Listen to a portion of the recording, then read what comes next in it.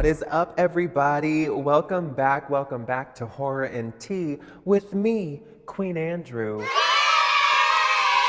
We are here for another week, y'all, and I just want to say I am so sorry for missing last week. I had a couple trips planned, and I did not foresee that I would not be able to film and edit while on the road, but here I am, we are back, and I am so excited for today's episode. It's gonna be good. I'm talking kind of quiet. It's late right now. I'm trying not to wake up my neighbors. Before we get into all the craziness of today's episode, we have to get our tea, girl. I've been wanting to get right into these movies without getting the tea ready, and we cannot be doing that. So, grab your tea. Today I'm drinking a strawberry hibiscus, and let's get right into it. Oh my goodness, right to the core, bitch. Oh! Today we are going to be reviewing a new horror film. We've been kind of jumping around a lot of the older movies, and I thought let's do something a little bit newer for our younger audiences. One of the scariest movies to date that has come out recently has to be the one and only Hereditary. Ooh. This movie came out in 2018 and is directed by Ari Aster. Features probably one of the best well put together casts. Hello, Toni Collette, Alex Wolff, Gabriel Byrne. We also have Ann Dowd in there. This movie really took a lot of audiences by surprise, including me. I was drinking at the time, and so I was super hungover and decided to go watch this movie, and that was a terrible idea. I was tripping balls the whole time, girl. I know a lot of people always tell me it was a lot scarier than they anticipated. This movie has so many Easter eggs, so many hidden moments in it that it might be hard to catch the first, second, even third time around. We open right away in the film with Annie's mother, Ellen, passing away, and they are going to her funeral. And we are thrown into the Graham residence and the loss of their matriarch. What I love so much about Hereditary is everything was filmed on actual built sound stage set. And so a lot of the videoing, a lot of the camera work was really well done because they were actually on a big stage. Now, I'm assuming most of y'all have seen this movie, so we're gonna kind of talk about the ending and how that all plays out prior. Immediately we see that Annie was not close with her mother. Given this eulogy, girl, oh my God, so awkward. My mother was a very secretive and private woman. It honestly feels like a betrayal just to be standing here talking about her. The end of the film, we find out essentially that Ellen, Annie's mom, has basically been a part of a cult the entire time and has offered up her family to resurrect an old ass demon. Hence the outfit today, I'm a demon. There is some type of symbol on the necklace that Ellen is wearing while she's in the casket, and we see that symbol pop up a lot. Ellen was a part of some type of secret society, and so we see a lot of that play out before we actually figure that out at the end of the movie. And so I want to point things out as we go so that you can be like, holy shit, I never saw that. So right away at the funeral, we see that there's a lot of random ass people, and in the background, they seem to be fixated on Charlie. And I'm pretty sure those people are a part of the cult that Ellen was in. Annie and her family are just trying to process the loss of their grandmother, even though they had a really estranged relationship. Mommy problems. We get really mother mode in this movie. It just has this overall tone, especially the title of the film, Hereditary. Annie seems to have somewhat of an estranged relationship with her kids as well. Charlie is the awkward one of the bunch. She's quiet. She has some pretty messed up interests, if you ask me, girl. She's got these really weird toys that she likes to mess around with. She's sleeping in the treehouse, which is freezing, and that treehouse comes into big play at the end of the film. We see one of the scariest moments in film, and I love this so much because it really lets you know that you are not safe.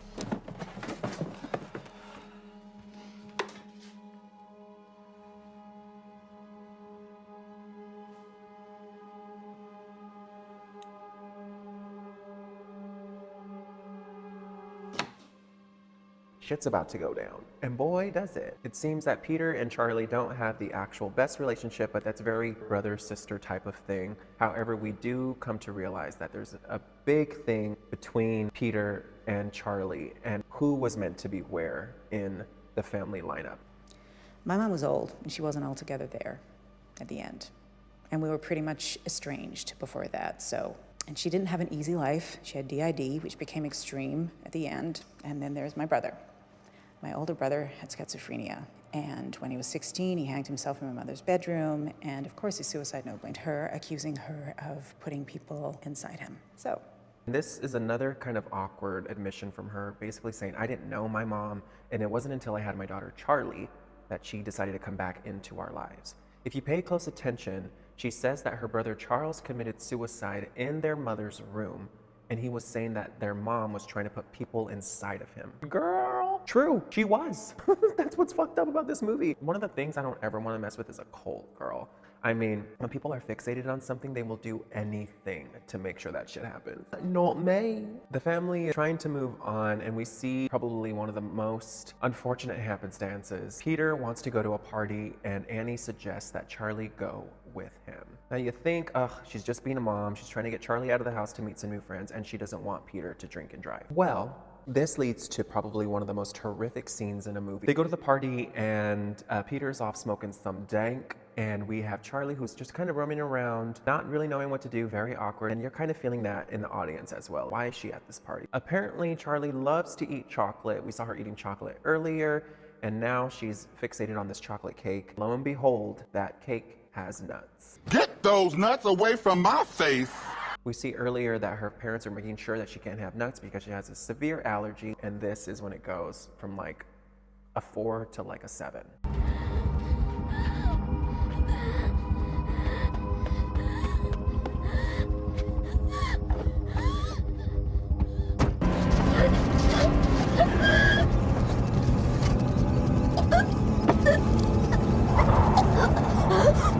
Oh, girl, I had no idea where this scene was going the first time I watched it. I was like, there is no way, girl, that they're about to, like, kill her. Oh, she's sticking her head out the window. Charlie!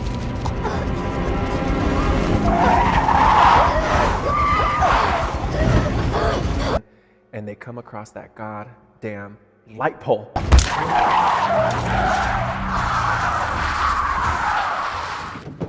Oh God, Peter figuring out what just happened and sitting there in silence is so uncomfortable.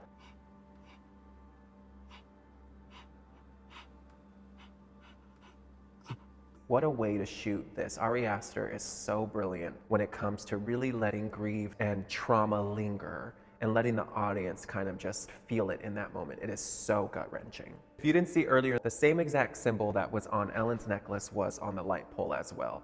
So this is when you see that the demon that they're trying to summon is orchestrating everything so that Payment can rise up and take control of the actual vessel that he was meant to be in. The next morning, we see that Peter is literally still laying in bed, made it all the way home, walked up to his room, left Charlie's body in the car. Oh my God. I remember watching this and thinking, oh, how are they going to show Toni Collette's response to this?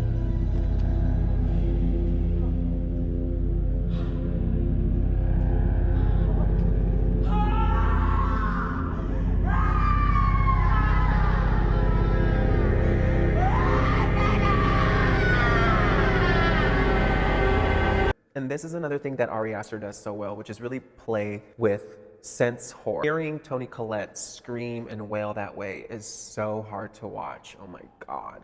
As things start to unravel after Charlie's death, Annie is not taking it well. She is seeking something because she cannot cope. She goes back to another grieving session and runs into Joan. Girl, another orchestration by the goddamn cult. Joan seems like this nice person, but really she is setting things up so that Annie can welcome Payment into her family. Now, the thing with Hereditary is that there is a lot of speculation and there are a lot of rumors. You have to kind of be the one to pull things apart and decide what makes the most sense to you. Ari Aster has said a couple of things, but then he also leaves it up to your interpretation. And I'm just trying to give you the basis and explain it as simply as I can. Peter is not taking things well. He is obviously feeling very, very guilty and isn't sure what to make of this situation. His dad is on his side. His mom can barely look at him. We finally get one of the most iconic monologues of all time, and honestly, this moment with Toni Collette should have earned her at least an Oscar nomination. Fine, release me. Just say it. Just fucking say it. Don't you swear at me, you little shit! Don't you ever raise your voice at me. I am your mother. Do you understand? All I do is worry and slave and defend you. And all I get back is that fucking face on your face. So full of disdain and resentment and always so annoyed. Well, now your sister is dead. And I know you miss her.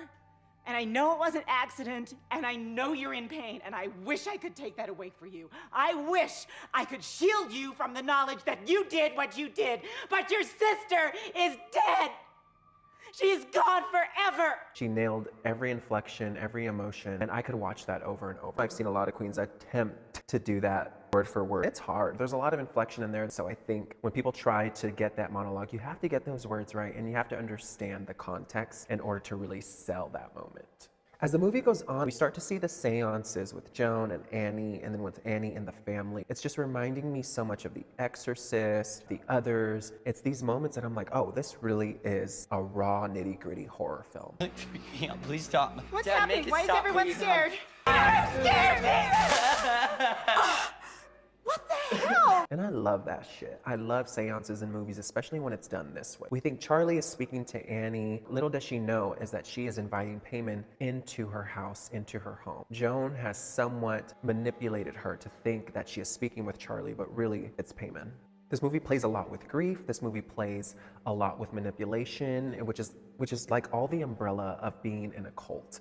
And so you start to get that like hopelessness feeling similar to Rosemary's Baby, where like you just cannot trust anyone. As things progress throughout the film, we see that things are just getting worse and worse for the Graham family. Peter is getting taken over slowly. Alex Wolff's acting is just so incredible in this movie.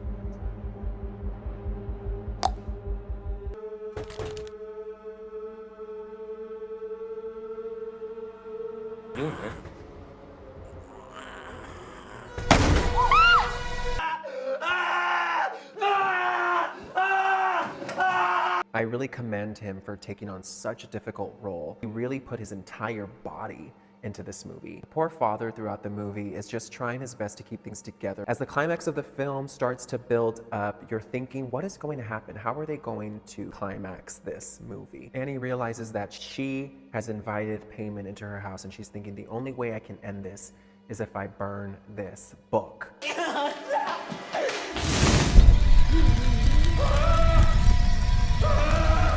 Payman has already almost taken full control, and all he needs is to just get rid of the bodies that are in his way. And this is when we get the iconic scene of Annie crawling on the ceiling, waiting in the corner, banging her head. All of this was done practically. She was up on wires, they sped things up. Peter realizes that Annie has been possessed and is trying his best to get through this house of horrors. He ends up in the attic, and this is when we get the very, very traumatic scene of Annie cutting herself with wire. Girl, these cults, why do they want you to be naked all the time? What's up with being naked? But if you join a cult and they're like, oh, by the way, you gotta be naked all the time, I'd be like, why? Peter is traumatized and he jumps out the window. Ah! Now, this is the moment where I wasn't sure what exactly happened. And I'm like, this part confused me, but I watched quite a few videos and people analyzing it. So Annie has just killed herself. Peter jumps out the window and apparently killing himself. By doing so, Payman is able to jump into his body, resurrect him, and that is who we see at the end of the film.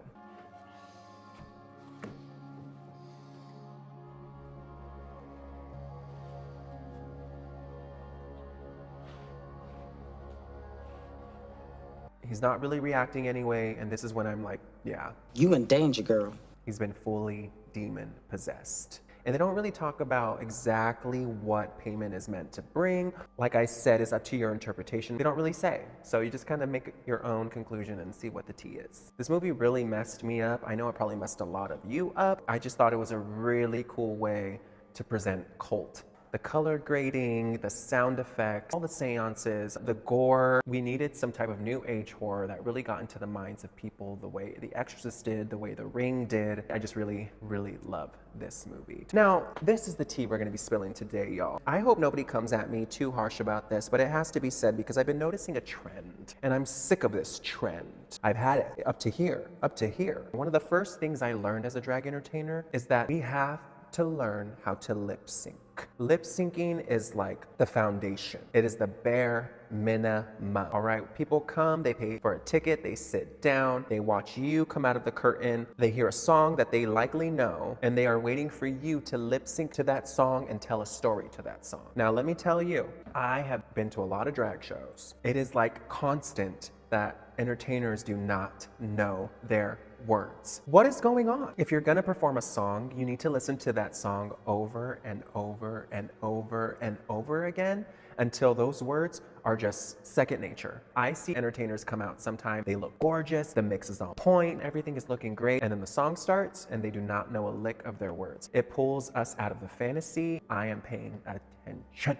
I want to be mesmerized, y'all. When I go to drag shows, I want to turn around and be like, damn, they knew that song in and out. There's a lot of great entertainers out there who know the shit out of their words and they slay their performance. If there's a word here and there that I don't know, or if there's a little section of the song because it's new, whatever. But some of y'all have been performing these songs for so long and you still don't know the words. Listen to the songs, listen to it while you're getting ready, in the shower, when you're in the car, when you're on the bus. There are times where I'm like, okay, one more time.